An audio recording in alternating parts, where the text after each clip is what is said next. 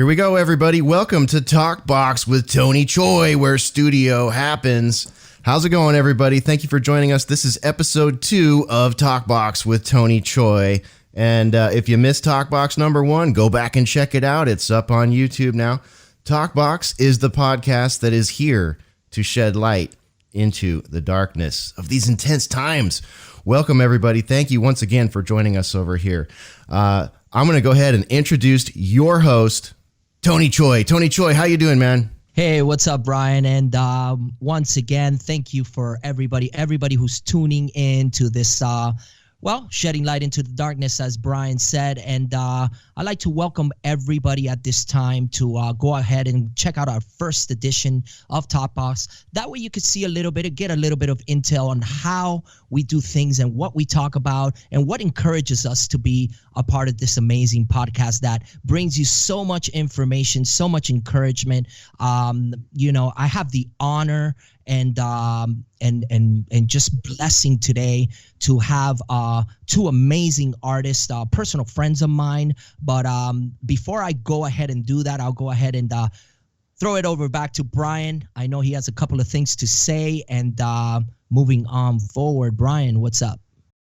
Hey, man, just happy to be here with you. You know, we talked about gratitude last week, and I woke up today feeling that, knowing it was TalkBox Day, and just looking forward to hanging out and, talking outside the box, because that's one of the other concepts of TalkBox is to not be stuck in a box. So we are in the TalkBox, but we're talking outside the box. So I'm just feeling a lot of gratitude today and really stoked to be here with you. And man, tell us, I'm curious. I just want to ask you real quick. Tell me a little bit about your transition from musician to producer, because I think that might be a good lead in today. How did you end up producing music and becoming not only a badass bass player, but a full-on studio guru? I mean, the transition was pretty swift, man. I mean, I kind of I was always into the behind the scenes type of thing and how everything was made. At the end of the day, Tony Choi has always been a visionary.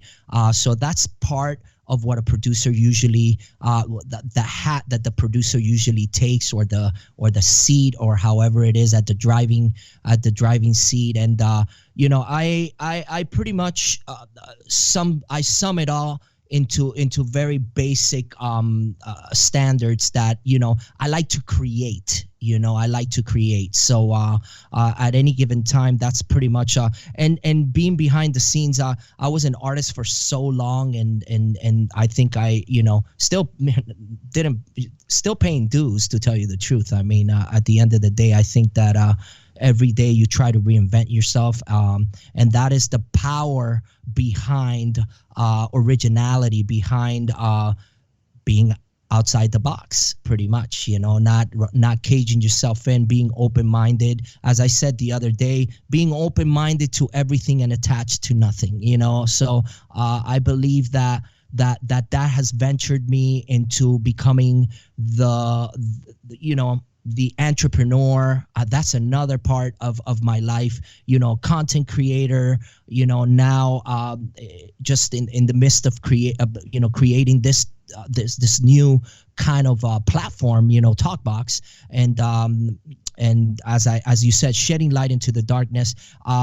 exposing the talent, amazing talent that is out there, and kind of paying it forward in the way that I have settled all these different platforms, and kind of sharing, sharing is caring, you know what I'm saying? So at the end of the day, it's just who I've become, and it's a constant, transition, a constant progress, a constant process to my life. I think that there's more better things to come. I like I said in the first edition, I'm always in construction. I'm always, putting in new furniture, taking out old furniture. I learned from everything and anything. I pay attention nowadays more than ever. I truly pay attention.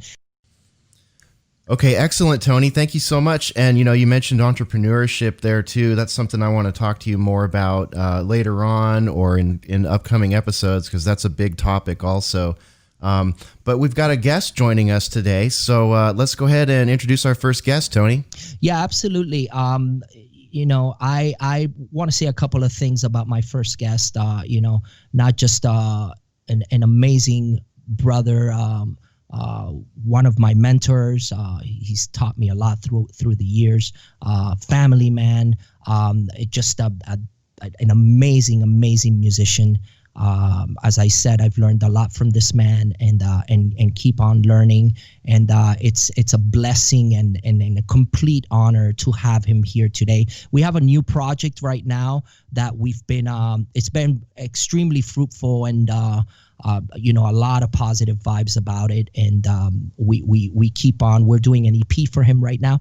Without further ado, I'd like to mention right now and introduce my first guest, Mr. Larry Misrahi from the Project Misrahi. What's up, Larry? How are you today? Hey, Tony. How you doing, Brian? How you guys doing today? I'm doing fantastic, man. And just go ahead, Brian. I'm sorry to cut you off there. I didn't mean to step on you. I'm doing great, Larry. Really glad you're able to join us today. Absolutely. I have a lot of good feelings and good vibes for your co-host here, Tony. We go back a little ways. And so excited to be working. Yeah, love that coffee. So excited to be working with him on this new project. Like Tony said, it's already been fruitful. We cut a demo of what this project is going to be, and we actually had an opportunity to show it to the president of a major label, and we got some good feedback. So I'm really excited about what we got coming, and hopefully everyone will hear it soon. Well, I mean, you're being a little humble about that journey that we took to New York City. I mean, elaborate on that a little bit, man. Don't be shy, man. This is podcast, man. This is TalkBox, okay? So let's get it going. Let's bring it on. So we had the opportunity to perform 3 songs in front of the president and CEO of Atlantic Records. And so we took the members of the Misrahi band, Tony included, because not only was he a member, but, he was kind of like our producer, music producer, arranger. He did it all, actually. He picked me up from the airport. No, I'm just kidding about that. But, it went as well as we would have expected. We got some great feedback. We even got some great news in terms of the quality of the material and how it could even be a #1 record. But we didn't sign on the dotted line, as they say, but that's okay. This industry is full of stories of people that get rejected numerous times only to be, a worldwide smash. Not that that's what we're going after, but we are going to persevere. Well, let me elaborate on that, and correct me if I'm wrong. I don't think we were rejected. I think that timing is everything, right. Especially with the music business nowadays. But I strongly believe that there's an audience for everybody. It doesn't matter what time it is. There's an audience for everybody. At the end of the day, because I was there, so these are facts.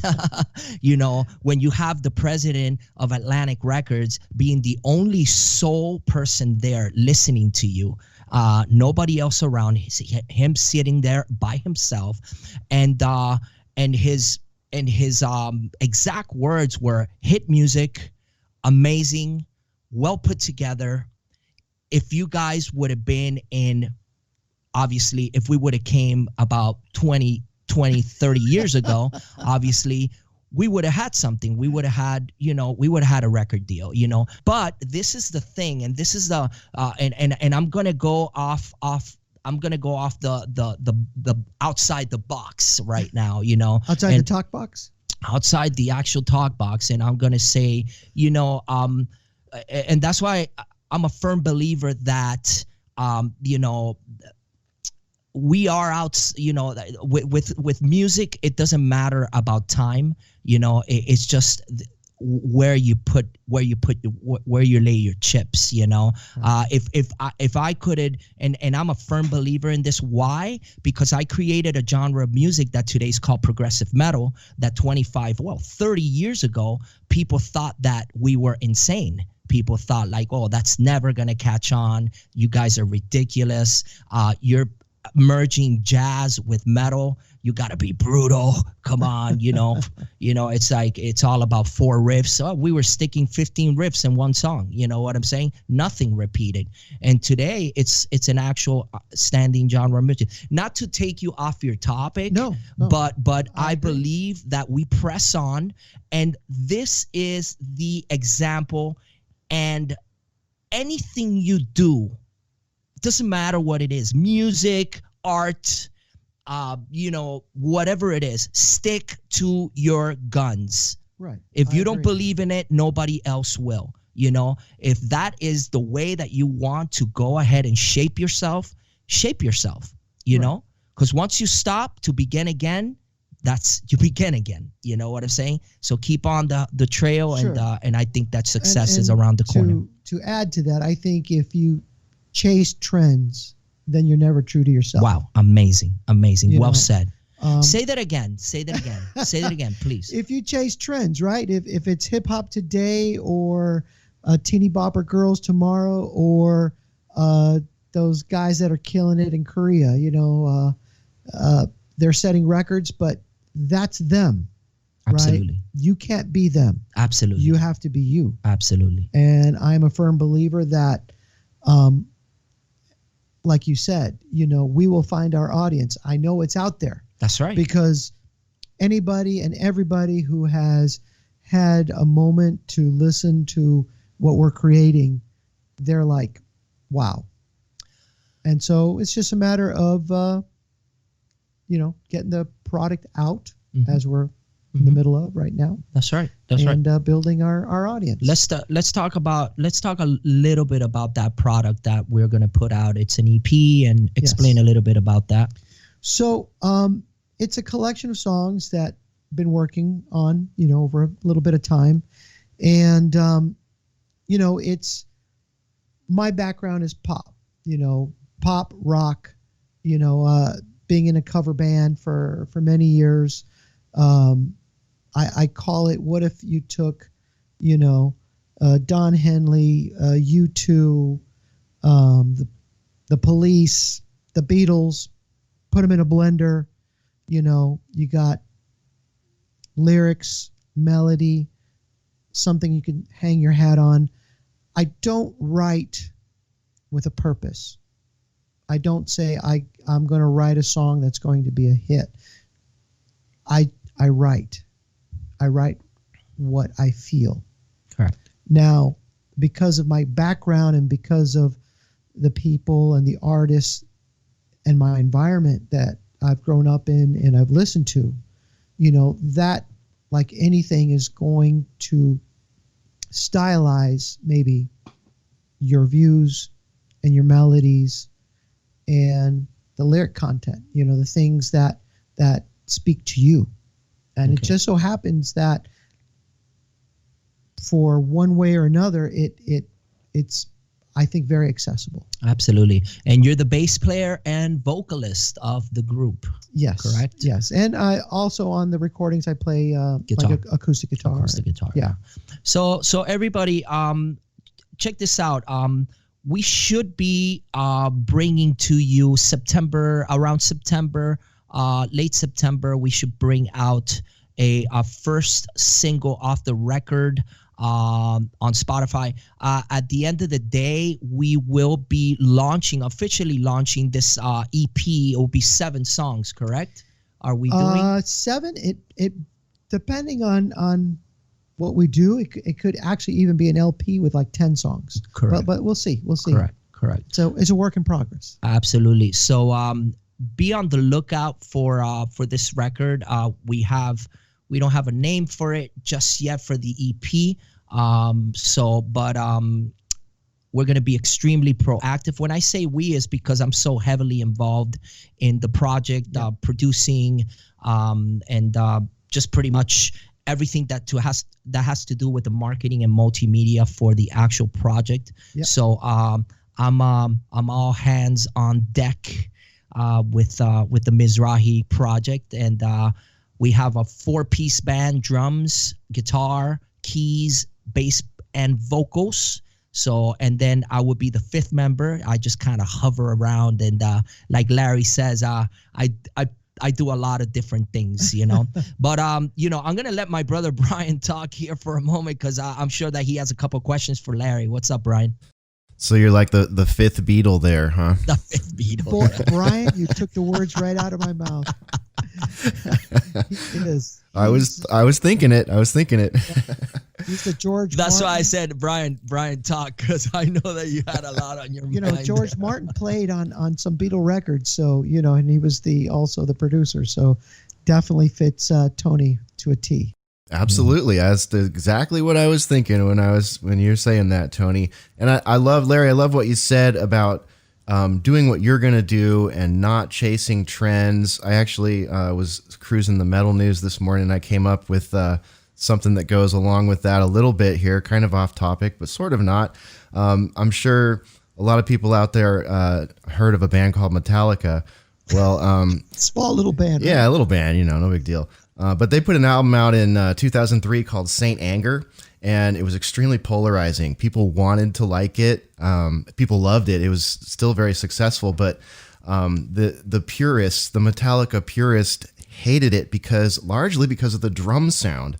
The drums sounded very thin, and it's like a huge, it's just this ongoing, like, never-ending critique of Metallica. And today I noticed that Lars came out and said he has no regrets about the Saint Anger drum sound. I stand behind it 100%. And he said, I stand behind it because it was, at that moment, the truth. So, I think something can be learned there from everybody because, a lot of people do chase clout and chase trends and, intellectually try to figure out how to make what they're doing pop or popular or, explode, whatever.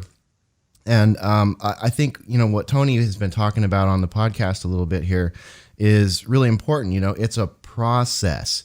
The whole thing is a process. And if you don't chase perfection, but you enjoy the process of doing the best that you can and expressing yourself the best that you can, I mean, that's kind of how that's how I'm envisioning your musical life there, Larry, and knowing Tony as well as I do now.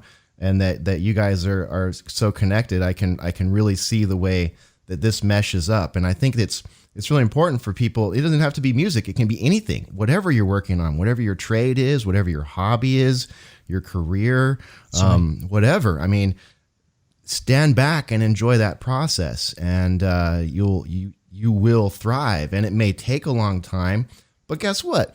Most of us, if we're lucky, we kind of live a long time. So, it's interesting to see. For me, I like to watch people document processes. I'll watch the weirdest YouTube channels just because they're doing something that I may not have even been interested in. But if I get involved intellectually in their process, I'm engaged and they have a viewer. That's right. It's funny. It's, not just funny, but, it's kind of amazing how people, they go about their lives in sort of living their lives on other people's opinions, so they kind of shape their lives to what other people think about them. And this is the way that they live their life. So they don't live their life. They live somebody else's life. Whether it is their mom, their dad, their sister, their brother, their friend, their best friend, or whatever it is, at the end of the day, I always tell people, be yourself, be yourself. If you can't be yourself within yourself, then you're not yourself. Right. You know, I think what you mean to say is be authentic. Exactly. And you asked me, what was the transition? Why did I go through this transition from an artist to, and not necessarily in the metal world necessarily, and not to knock anything in the pop world, but the pop world is very cookie cutter, very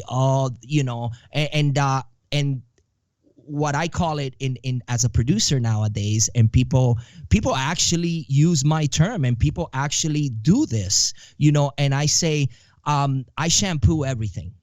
This is a process. There you go. Again, the word process. I use the shampoo. Shampoo is rinse, wash, repeat, right? When you look at the bottle of a shampoo bottle, at the back of the bottle, it says rinse, wash, repeat. I don't wash my hair anymore, but for the people, all people that have hair, like Brian, and Larry, you know what I'm talking about. So nevertheless, rinse, wash, repeat is pretty much the pop process of arranging a song. Intro, verse, pre-chorus, chorus, repeat, duplicate, which is the re-intro, and so forth and so on. The only thing that changes is the outro, which is also the intro, by the way. So at any given time, I just gave you pop music process arranging 101 in a nutshell, But this is what gave me the transition. Because of the pop market, they were always stuck. And when I was an artist, and this was in the 90s moving into the new millennium, everybody was be like this person, be like that person, be that. But the thing is that with this music, you have to be ahead of time to be on time. Because if you're on time, you're behind. You're behind. Yeah, exactly. You're dated. So you have to almost time yourself where you're ahead of the time to be on time. If that makes any sense. So I just wanted to add those 2 cents in. Right. Well, I think if you're authentic, then you create your own time, right? You're going to find your audience because there's no crystal ball where you can say, okay, February 12th, 2021 is the optimum time for the release because people are going to be tired of this genre and they're going to be ready for a new genre. That doesn't exist, right? You have to do what you feel is right for your career as an artist, and let the chips fall where they may. You can't chase it. You have to be authentic. If you're authentic, I think you will find an audience. Kind of like Brian finding a YouTube channel of something that may not please everyone. Well, that person now has one new viewer, which is Brian. And that's the way I feel about it. If you put out a product that's honest, truthful, authentic, when someone's standing in front of you and being those type of attributes, you're attracted to that person because there's so much of people trying to be what they hope you think they are. Right. Right. When an artist, to take a popular artist like Taylor Swift, well, Taylor Swift is Taylor Swift. If all of a sudden you decide, well, I want to be the next Taylor Swift, well, there is already a Taylor Swift. So what are you going to do? Absolutely. Unless you have something to offer that it may be similar, but it has to be you. Right. And that's how. Well, till Taylor Swift turns 60, then there could be somebody else that Absolutely. comes in. But then she'll have a different audience.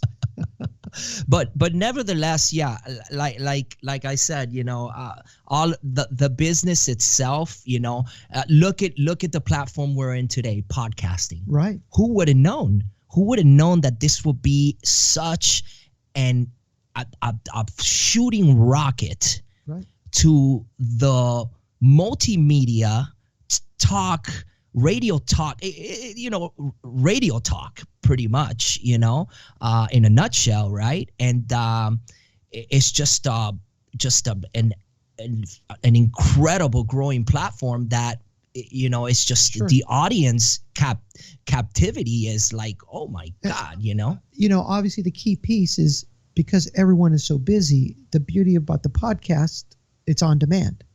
So I can listen to it when I'm ready to listen to That's it, right. not like I have to show up okay, it's 6 o'clock on a Wednesday morning. That's right. That's right. This is going to happen now, and I've got to be ready for it. No, you become a fan, and I'll listen to it when it makes sense for me to listen to it. Yeah, and also the content, Obviously. And you said also a mouthful about the actual traction of the music business now today, of the timing of putting things out.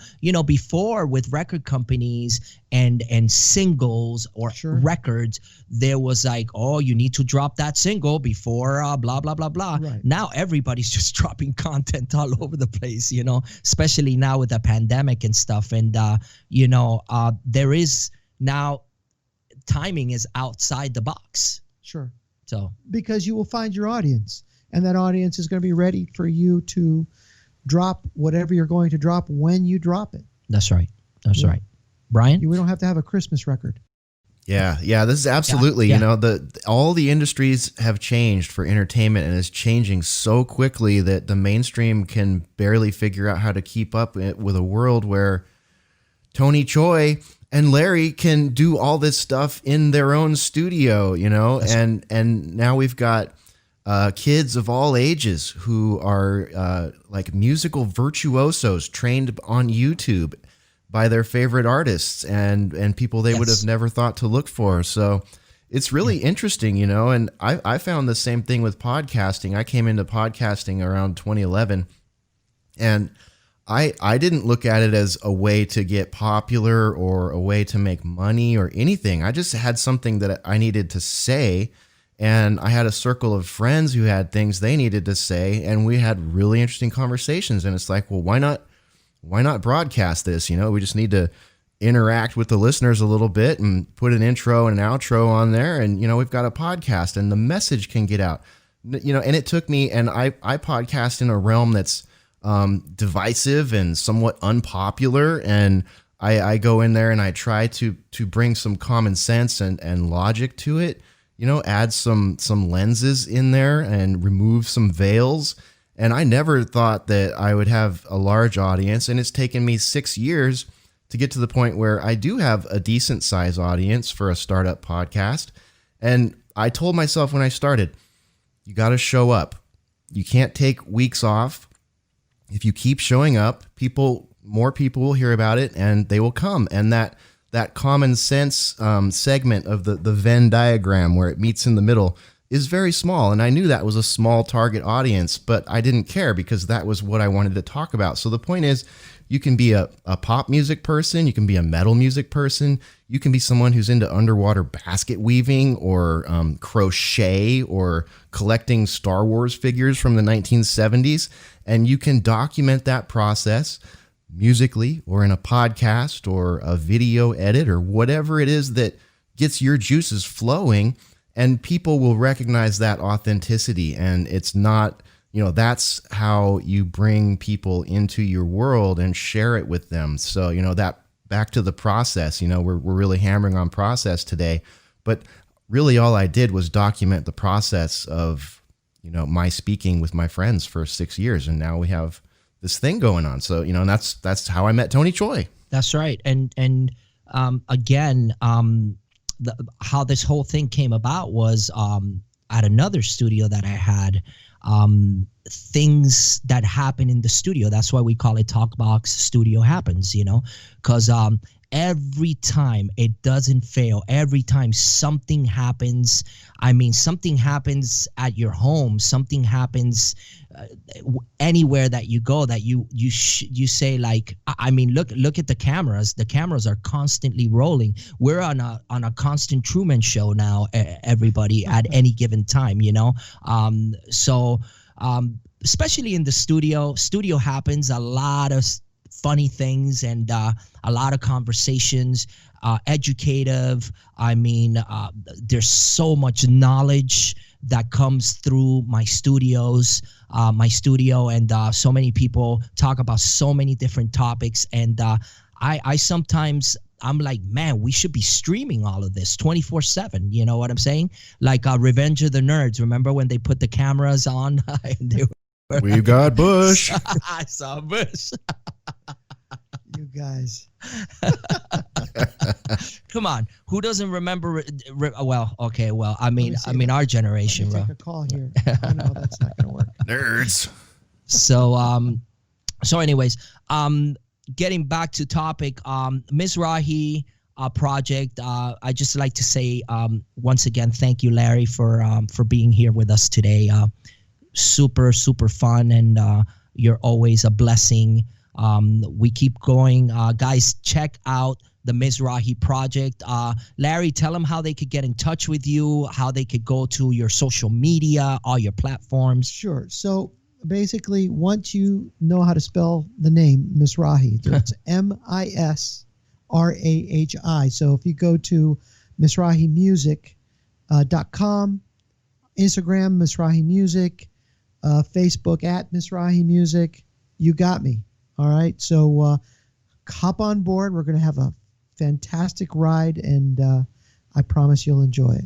Yeah, absolutely. And Brian's gonna facilitate you, the audience out there in podcast land, on TalkBox land. He's gonna facilitate you with all the information that you need to get in touch with Larry and to keep up with his ongoing project and anything that he has coming through. That way you guys could be on lock with this amazing project. Larry, thank you so much.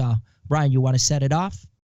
Hey, Larry, thanks so much for joining us, and best of luck with all your projects. I can't wait to hear some completed music, and hope everything continues to go well. You've been great here in the TalkBox. Thanks for hanging out with us. Thank you so much, Brian. Tony, we'll see you soon. We'll see you soon. Thanks, everyone. Bye-bye.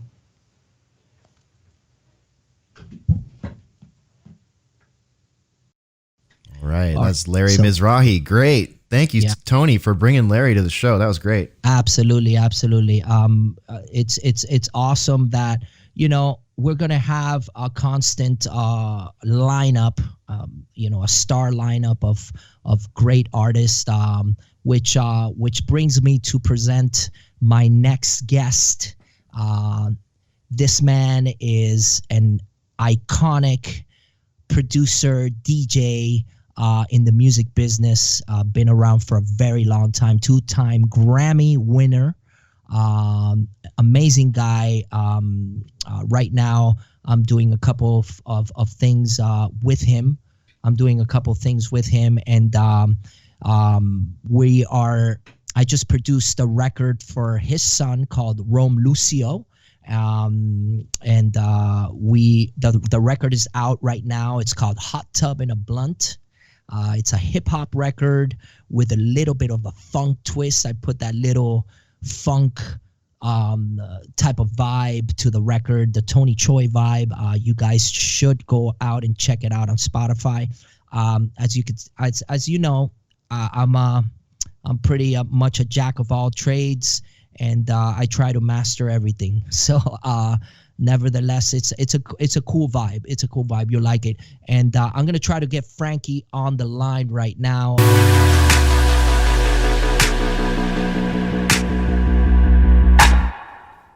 All right, Tony, that was a great interview with Larry. Excellent. And we've got another big interview coming up here. We've got Mr. Frankie Biggz joining us. So, Tony, go ahead and introduce Frankie Biggz for us. Well, what can I say? First and foremost, as I always tell all my guests, Frankie, welcome to TalkBox. Studio Happens, where we always shed light into the darkness. And my God, I don't even know how to introduce this man, or I mean, I actually do, but there's so many things to say about Frank, and just first and foremost, a brother in arms, an amazing musician, producer, DJ, entrepreneur, graphics designer, cinematographer. The list goes on. And if we want to talk about accolades, 2-time Grammy winner as well, an icon in the music business, pretty much, my God. So I keep going, but without further ado or introduction, I'd like to say, what's up, Frank? How are you?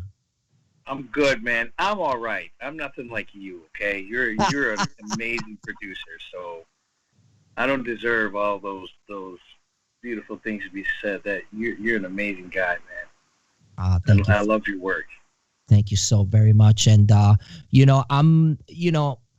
gonna let you kind of take the reins off this whole situation, because I this is the second edition of TalkBox, so we're brand new, and to me is an honor to have you at the very, very beginning. Everything has a beginning, and let's talk about our relationship. How we met, and how in just a very, very short amount of time, our relationship as not just our fellow producers and what we share in the music business, but our alignment as spirits, in spirituality. We've gotten into deep, I'm talking about 2-hour deep conversations.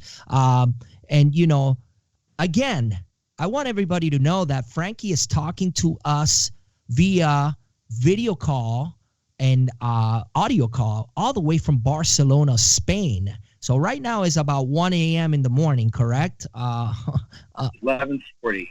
11:40. Okay, so I'm a little bit ahead.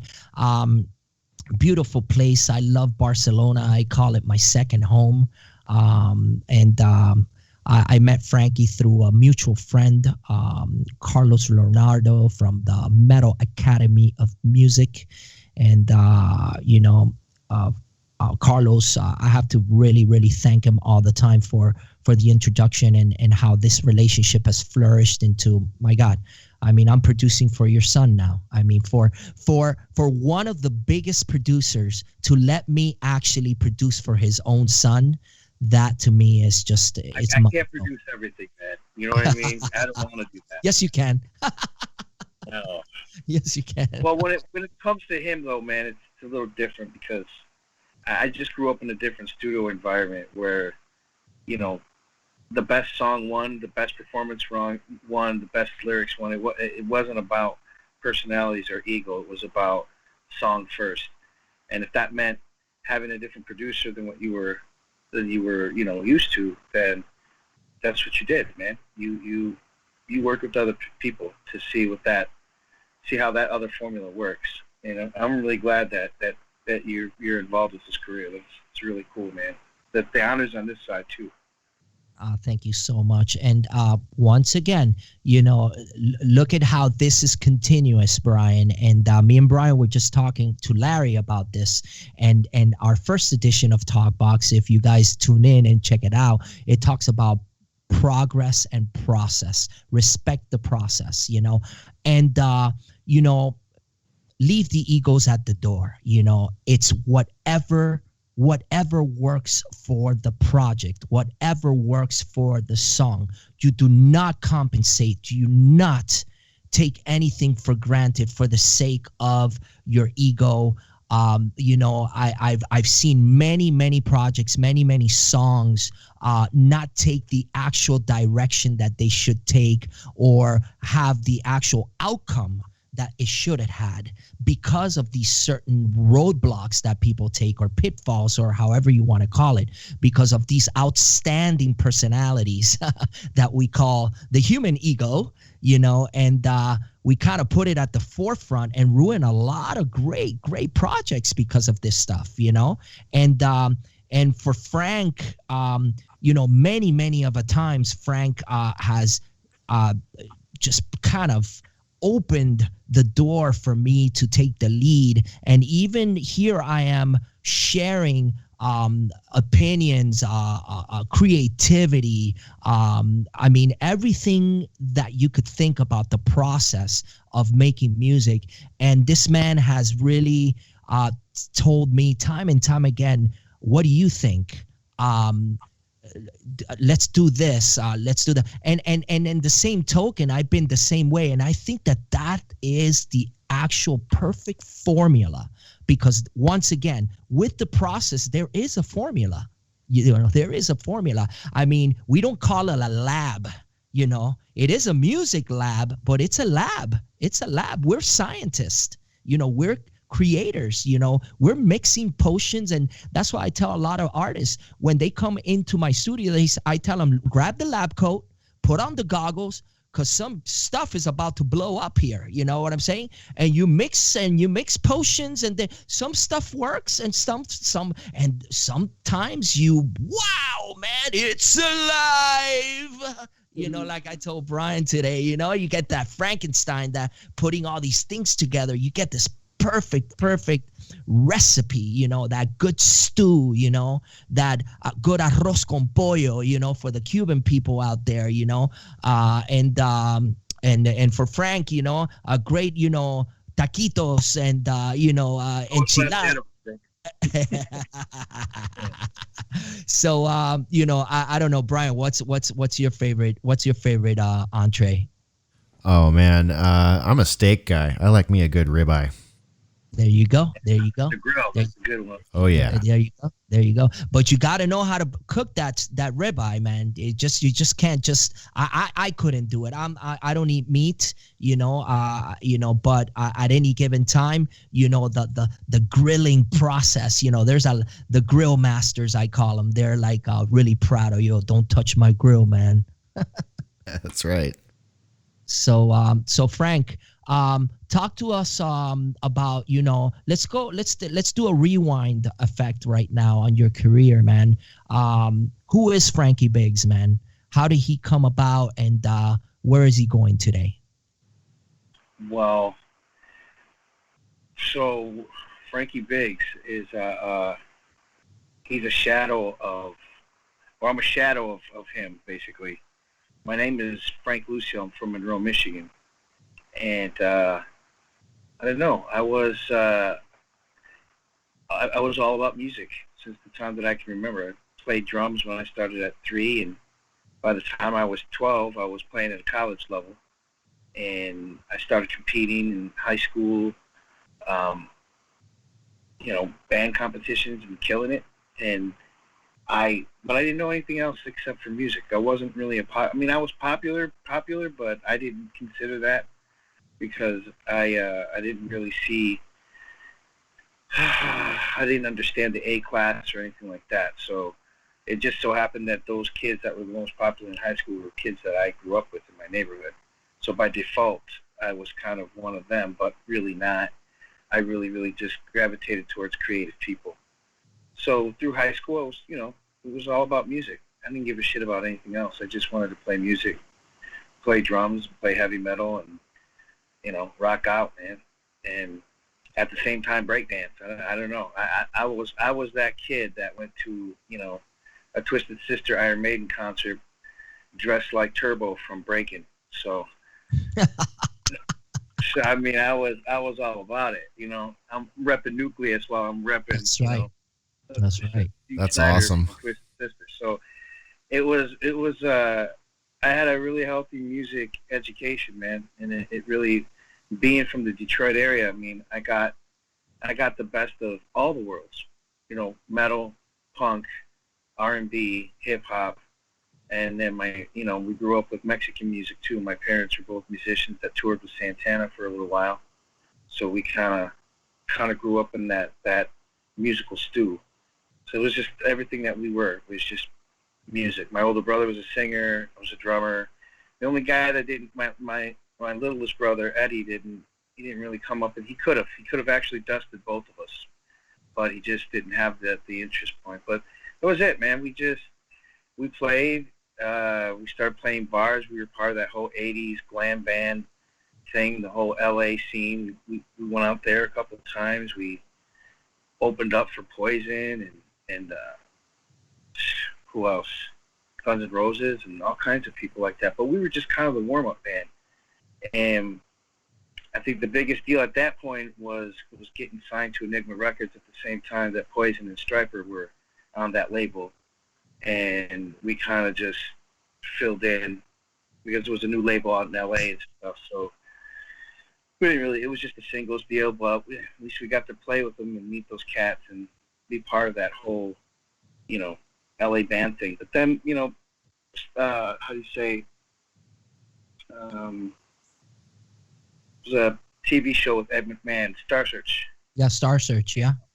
Right. And that year, my brother and Aaliyah, the R&B singer, were chosen out of Detroit to go and represent Detroit in Star Search that year. That was 1989, I think, 89 or 90. And so yeah, it kind of changed, man, because he you know, we were no longer a band because he became a solo artist, and then soon after he did Star Search, he got signed to Warner, and it just our whole life kind of changed at that point, because it went from, you know, doing, you know, 80s metal, Ozzy Osbourne, Night Ranger type shit, you know, Toto mix, all of a sudden into Latin music, which was a real big shock for us, because it was a shock in the way that we never saw ourselves doing it. That was just the stuff that my mom and dad would reminisce about and play on Sundays. So to get shifted into that industry like that was a big deal. So he got signed, my brother did, and by Warner out of Nashville. Don't ask me why, but Warner Latin was actually out of Nashville, Tennessee. And so he got his first major label deal, and it lasted about maybe 3 years, toured around the world, a couple Grammy nominations, met a lot of really cool people. But he got dropped, and we talk about egos.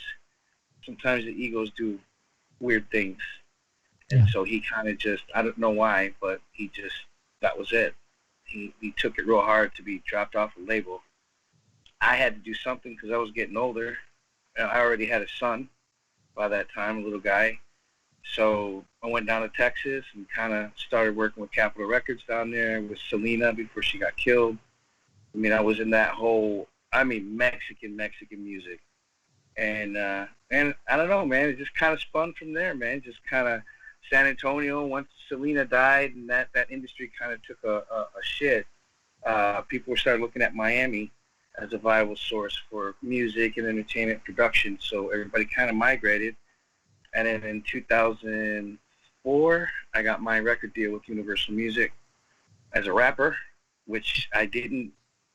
I could rap and I could do all that stuff, but that, like, from a producer's point of view, it was good enough for me to be able to rap for somebody. If I was producing them, vocal producing them, I could show them.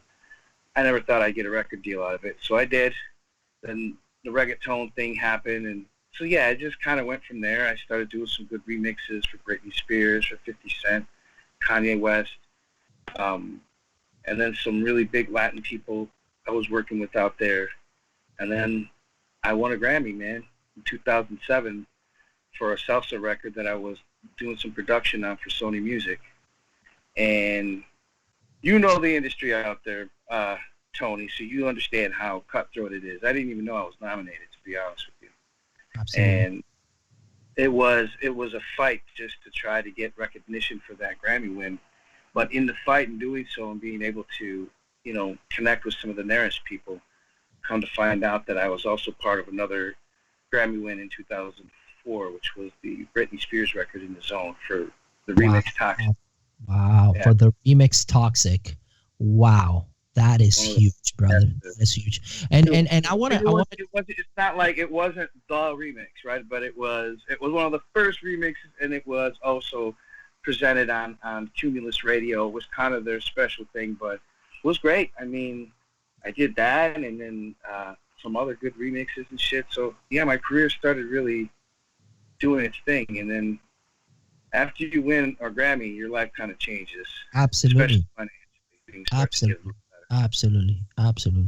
So then that was it. You know, I got married to my wife, who's, you know, in the music business here, and we live here in Barcelona, and I don't know, just make music, man. I say I'm retired, but I'm not. I don't think I'll ever retire. It's just I love making music. That's right. And I always say, you know, I didn't choose music. Music chose me. You know what I'm saying? So at the end of the day, I think it's a lifetime commitment. You know, we're kind of married to this art, and it's impossible. And when I say impossible, I mean it in the most passionate way. To leave, you know, I can't leave I can't leave. I've even tried to, and I'll say it. I'll be transparent right now.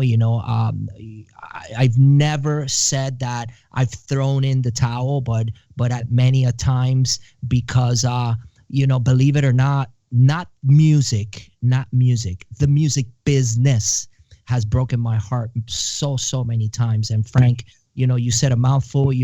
We are, hopeless romantics when it comes to the music business. I believe that, and it's incredible that in a way, I think that's why we're so aligned, being you, that right now I began to learn that you were actually in metal. Yeah. I think, but I probably we spoke about it. And oh shit, Pain of Salvation and like all these progressive metal groups for like almost 3 years here as a drummer in Europe. I toured everywhere. I was in Egypt and all kinds of places, and we would just jump on these tours with these groups like Mammoth, Tool, Queensryche, like all these big metal groups, and I was so blessed to be able to be, that's right, hanging. And I don't want to say hanging because these guys have their rules.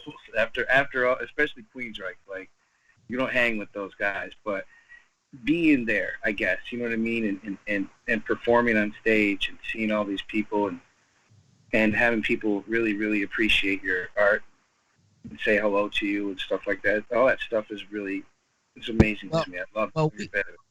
We started to cut you off there, but so I don't lose my train of thought.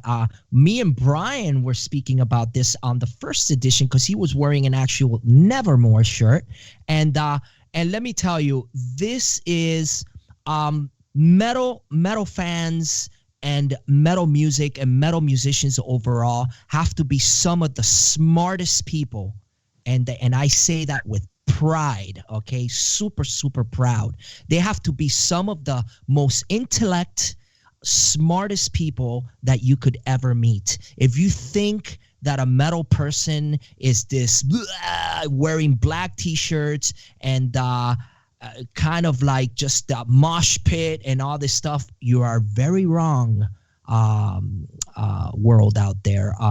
Metal people are and metal fans and metal listeners and metal aficionados. They're some, if not most, of the smartest individuals you could ever meet in your life. So, me and Frankie have transcended from this metal aggression and however you want to touch it, but it's kind of giving us the molding beginning to who we are today as producers and musicians. So I think that I say to all you metal fans out there, thank you so much for always supporting us and being who you are and sticking to your guns, because that's one thing about metal fans. They're always going to be metal fans. Yeah. I mean, I come from that, man. You know what I mean? Especially like the gothic stuff. I used to produce a lot of gothic music too. I used to have a mohawk, matter of fact, and I met my wife's parents with a 6-inch mohawk spike. Had bulldog jacket on, had a fucking my leather gloves, fingerless. I mean, I looked like a reject straight out of the 80s, coming right out of Camden, and like her mom and dad and her whole family. They didn't give a shit, man. They were the first ones to ever not really give a shit about what I looked like. They thought it was interesting that I looked like that. It was crazy because I don't know if you've ever seen the movie. And this guy's been in all kinds of shit. He was in Batman. But something weird, because it was like one of the last moments of me looking that metal, was that the actor Gary Oldman actually took a picture of me in the Germany airport. Do you know who that guy is? He was of course. That's a huge Gary Oldman fan, bro. Huge. Yeah. So we flew into Franklin and I had my mohawk. We were going right to Barcelona. So I was kind of like, as soon as I got off the plane, I started sprucing myself up because that flight's very short. So I wanted to look good when I got off. But I was tired, man. And so I got my spikes and the whole thing, and his wife and him were sitting in front of me. They didn't even recognize the dude. And I put my hands down like this, and you can see it. Next thing you know, I hear all this clicking going off, and I look at this guy, and I look at him and say, "What the hell are you doing, man?" I still didn't. And he's like, "Oh, I'm so sorry." I'm like, "Taking my picture for, bro." And he's like, "You started backpedaling," but it pissed me off because I'm like, "Who's this guy?" But he started like, "I'm really sorry." And his wife is like, "Oh, we're on vacation." I said, "I don't give a fuck where you're from." I said, "Let me see your camera, man." He's like, "What?" I said, "Give me your camera, bro." And he's just like, "Oh, no. And I kind of looked at him and said, "Wait, aren't you an actor?" And he's like, yes, I am." I said, he goes, I'm Gary Oldman. I'm like, "Oh, bro, you're Zorg from The Fifth Element." He's like, "Yeah, that's me." And I'm like, "I fucking love you, bro." And it was like, totally changed that. He was like, "I thought you were going to kick my ass." I said, "I was about to, actually." He said, "Lucky I like Zorg." So it was crazy. But he has a picture because he's a photographer, and he takes different pictures like that, random pictures. So somewhere in his collection, he's got a picture of me looking the most metal or punk that I've ever looked. Wow, that's an Hopefully amazing story. I get that picture from him someday. That's an amazing story. I mean, speaking about, I mean, I'm a huge Gary Oldman fan. I follow Gary Oldman since one of the first movies. I'm sure he has tons of them, but he had a movie about soccer hooligans called The Firm. And yeah, and Yeti overho, like they were all into fighting, and you want to go to Europe, you want to. So I mean, that's really like that here, buddy. They get down like that in these pubs. They don't. My God, these man. firms, they don't give it. They don't mess around. They have them here in Spain, and these cats will come from England to cause. They have their own pubs here in Barcelona. Yeah, and when they're there, nobody goes in. Like absolutely. So I watched this movie again. It was this is when I was with a Dutch band called Pestilence. Most of you metal fans are the Dutch Metal Masters. I was about 18 years old, actually. I was fresh out of high school. I graduated high school. I jumped on a plane to Holland, and that was it, So I toured with Pestilence, and we would watch this movie all the time, The Firm, with Gary Oldman. So that was my first introduction to Gary. And then obviously afterwards, he did Bram Stoker's Dracula, which was like iconic for me. I mean, to see him, it's just Gary, if you're out there and you listen to this podcast, you're an amazing creator and actor and just great at what you do. Yeah, and we would like to see your photograph of Frankie Biggz if you're out there, Gary. Yes, definitely. Yes. So Frank, check this out. I'm running out of time here a little bit because we want to definitely get to something that not just to talk about your son, but how you guys come together in contribution and the way that you edit videos, and talk to me a little bit about that. And we talk about Hot Tub and a Blunt in just a moment, but kind of because you're doing mostly the graphics and video editing and content and all that good stuff. Talk to us a little bit about that venture. So basically, I'm a filmmaker too. Went to film school for a little while. Pretty much graduated on the day that the DLSR explosion happened. So pretty much everything we learned was obsolete that day. So having to go from film into digital video was a transition and a half. But I don't regret the education. I'll put it to you that way. But I don't know. So I'm a producer, and I believe that a producer should be able to produce anything. You know what I mean? But that's just me. I could be completely wrong with that. But why I say that is because I've had to do it by myself. Just for the fact that back then there was no funds or anything like that to pay people, so I had to learn how to do it myself, save up my coins, buy my own cameras and editing bays and shit. So, but yeah, it just kind of just followed me, and I really, really dig doing it. it's a lot of work and it's a lot of tedious work. It's a lot of details. If you really putting yourself into it, like hot tub and a blunt, like how I did that with my son's video, there's a lot going on in there. And if you watch the video, every scene, you find something in there that you probably didn't see before. And I just like to zone out like that and really try to incorporate, because I guess I look at it as like, this is what I would like to see. I don't know if that makes any sense. Yeah, it makes and total I sense. believe that if I like to see it this way, that there's at least another handful of people in this world that would share the same sentiments. Absolutely. So I try to make it not so much for me in that way, but say, this would be cool to see. So I just like to do things differently. In every video that I do, I try to outdo myself. So going from hot tub and a blunt to this next video is going to be hard, but I know what I want to do. And my next video, I want to make it look miniature. You know what I mean?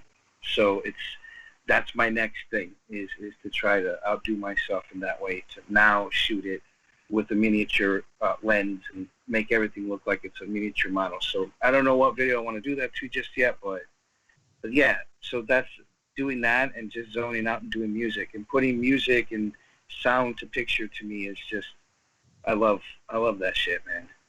Let me ask you something. Talking about videos, talking about production, are you open for artists getting your services, requesting your services as a producer, as a video maker, as a cinematographer? Are you very selective when it comes to things like that, or how does it work for Frankie Biggz? Works one of two ways.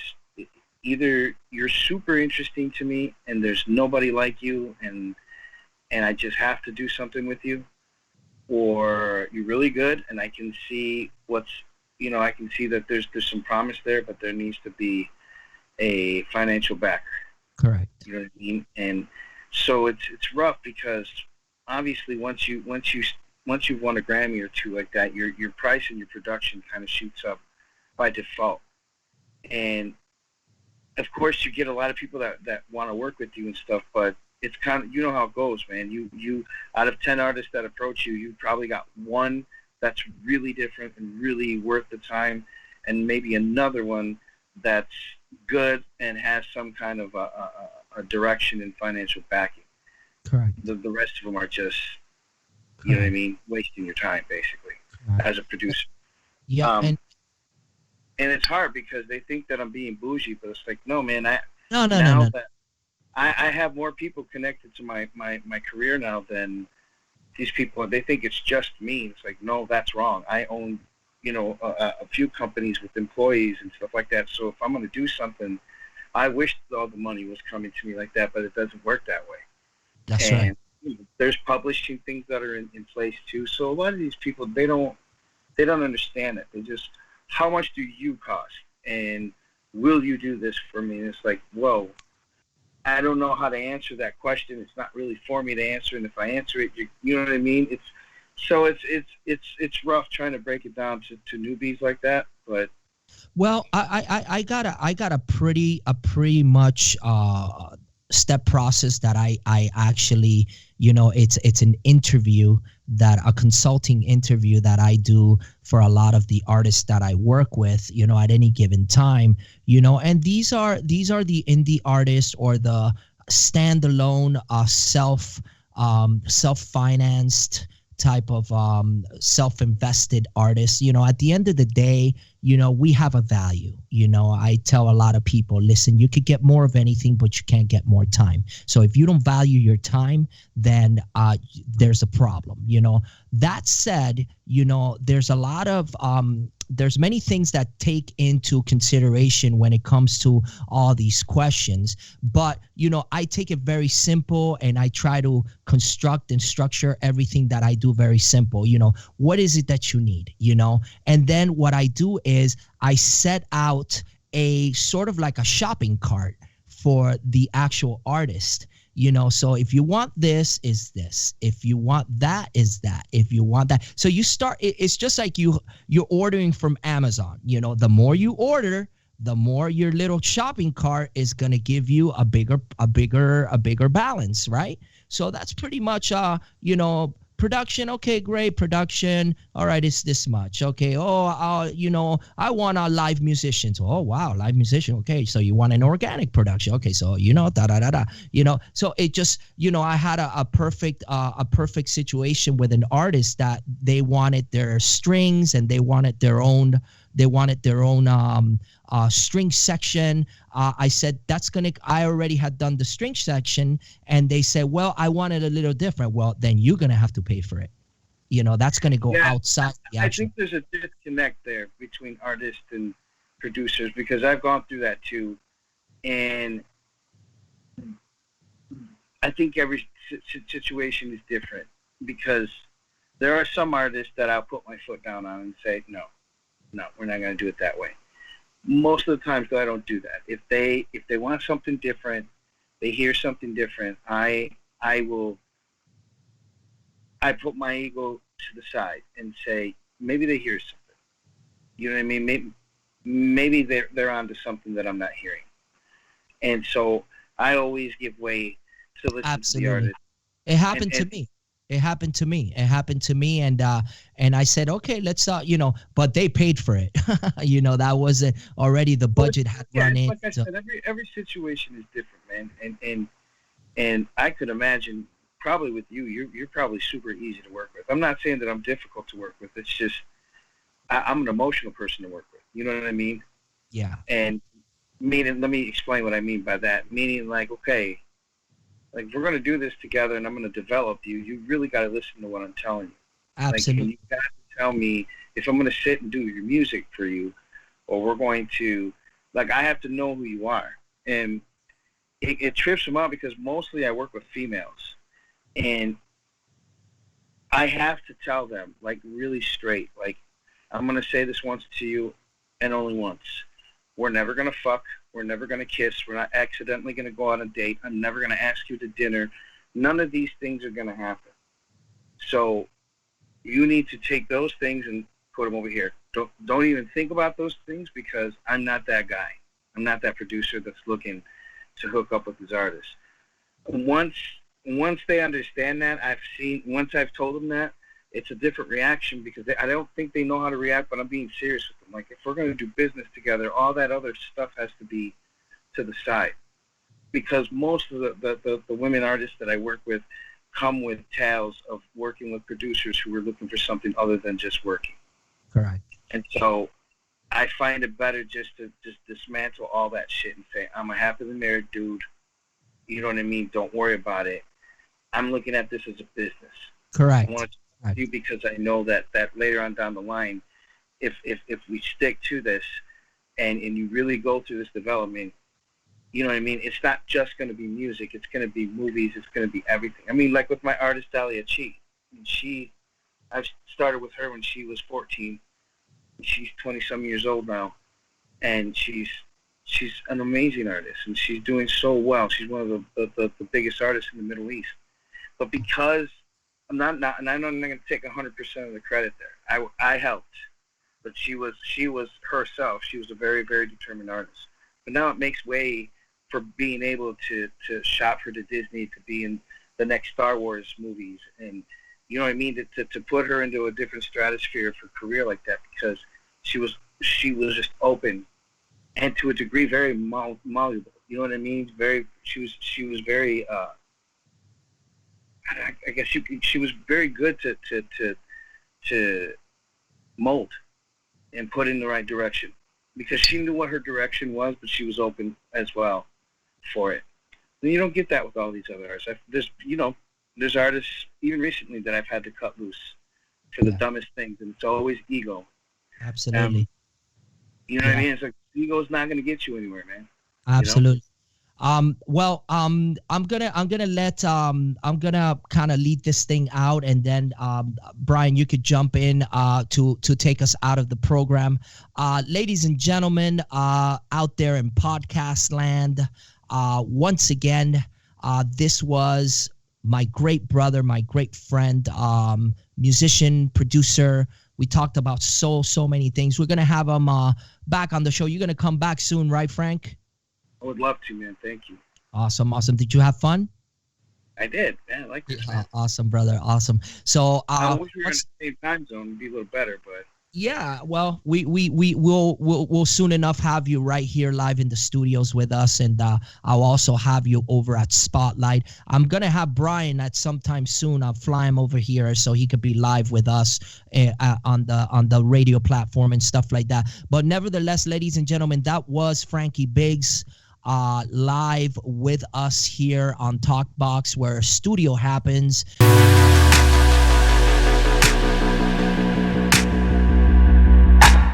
All right, excellent show today, Tony. Thank you so much for bringing Frankie Biggz to the show. That was a really interesting conversation.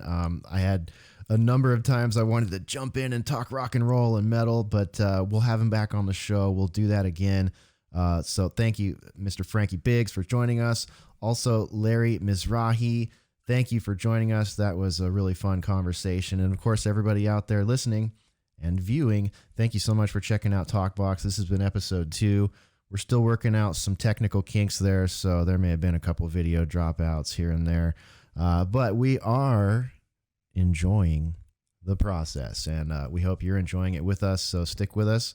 Watch it happen, folks. Watch us bring TalkBox into the realm of shedding light into darkness, speaking outside the box. And remember, TalkBox with Tony Choi, where studio happens. We'll see you next time.